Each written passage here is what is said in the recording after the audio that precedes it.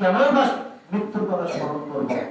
আমরা যে পৃথিবীর আরাম আয়েশ নিয়ে মত্ত রয়েছি, আমরা পৃথিবীর ভোগ বিলাস নিয়ে মত্ত রয়েছি।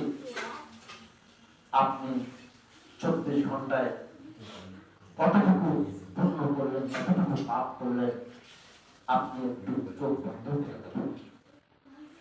তাই বলছিলাম মৃত্যুর পরবর্তী জীবন সম্পর্কে আল্লাহ নবী সাল্লাল্লাহু আলাইহি সাল্লাম এবার সাহাবীদেরকে বললেন, ও সাহাবারা, তোমরা যতদিন বেঁচে থাকবে, পৃথিবীতে যতদিন তোমরা বেঁচে থাকবে, মনে করবে তোমরা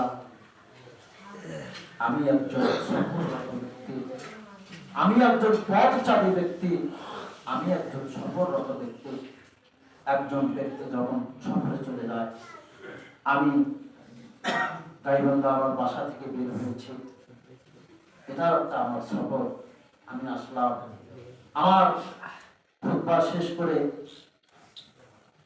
সালাত আদায় করার পর আমি আবার আমার গন্তব্যস্থানে চলে যাব।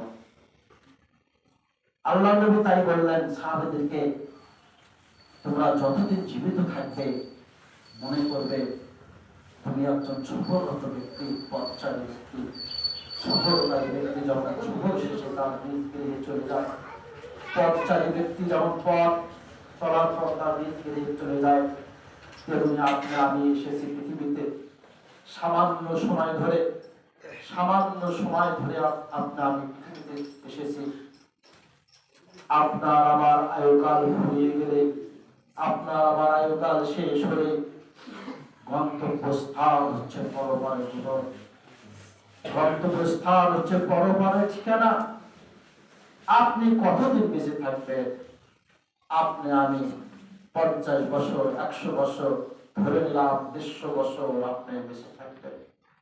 তারপরে কিন্তু আপনি পরপারমুখী হয়ে যাবেন।